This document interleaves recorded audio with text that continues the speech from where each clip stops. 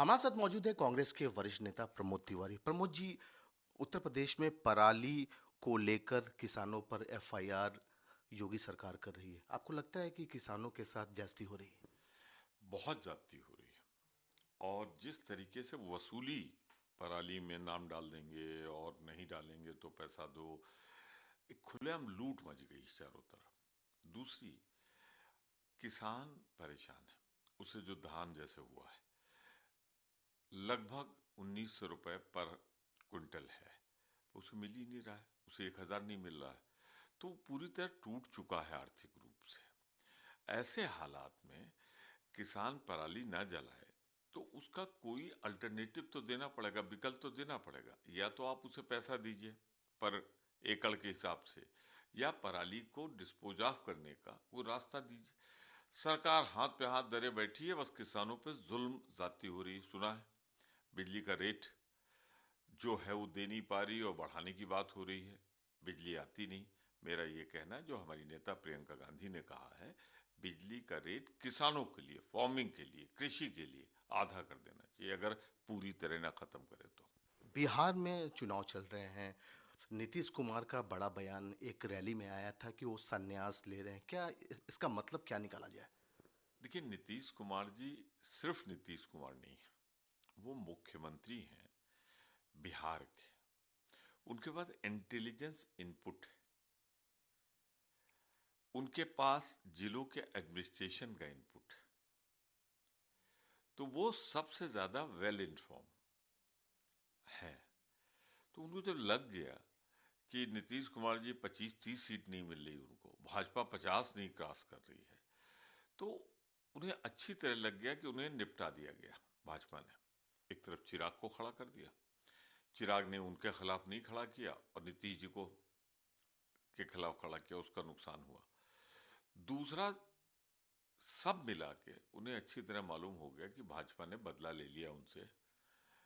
जो उन्होंने निमंत्रण दिया था 8 बजे पूरी भाजपा वर्किंग कमेटी को, उसके बाद 7:30 बजे मना किया था, तो भाजपा ने उनको निपटाया कायदे से।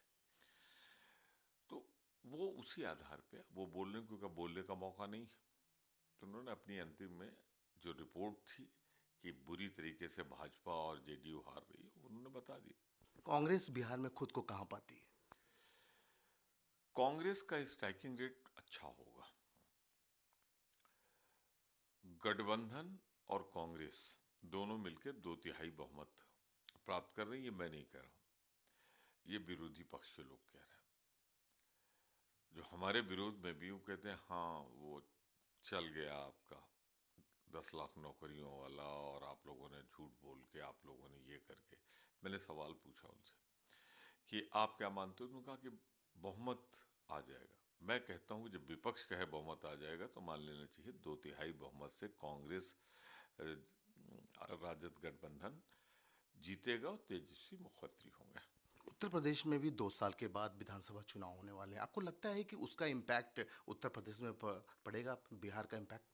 मैं एक चीज बताऊँ आपको, बिहार का तो सीधा रिश्ता है, परंतु आप देखें मोदी जी के नेतृत्व में जहां भी प्रांतों में चुनाव हो रहे हैं, भाजपा हार रही है। शुरुआत कर लीजिए दिल्ली, हरियाणा में क्या हुआ, घटी सीटें।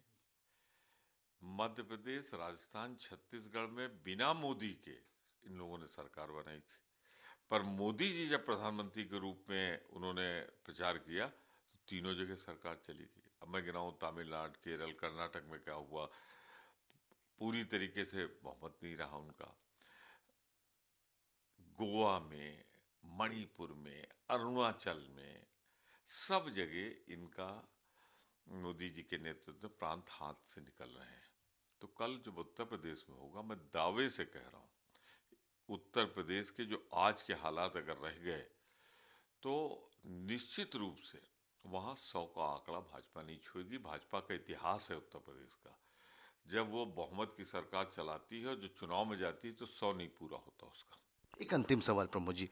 अमेरिका में राष्ट्रपति चुनाव हो रहे हैं और फिलहाल उसके नतीजे 1-2 दिनों में आने वाले हैं। आपको लगता है कि भारत पर उसका क्या असर पड़ने वाला है? देखिए, चुनाव परिणाम जब पूरी तरह आ जाएगा, तब मैं, हमारी पार्टी, हमारा विदेश विभाग इस पर विधिवत बोलेगा। लेकिन एक चीज तो करीब करीब तय हो गई कि बाइडेन राष्ट्रपति बनने जा रहे हैं। लेकिन ट्रम्प मोदी के रिश्ते जग जाहिर है। नहीं, मैं बिल्कुल दूसरी बात कहने जा रहा हूं। व्यक्तिगत रिश्ते होना एक चीज होती है, देश हित दूसरा होता है। भारत माता के हित से बड़ा कोई हित नहीं हो सकता। क्यों मोदी जी गए और क्यों हाउडी मोदी में उन्होंने नारा लगाया, अगली सरकार ट्रम्प सरकार। क्या मोदी जी ने उस फॉरेन पॉलिसी से डिपार्चर नहीं किया, अलग नहीं हटे कि हम किसी के अंदरूनी मामलों में और राजनीति में दखल नहीं देंगे? मोदी जी वहां करके आ गए। तो वो बात जब यहाँ हम लोगों को बैठे बैठे बुरी लगी, तो बाइडेन को कितनी बुरी लगी होगी। तो इन्हें नहीं करना चाहिए। इनकी अनुभवहीनता, अपना उतावलापन, बड़ा बोलापन मोदी जी का वहां करा है।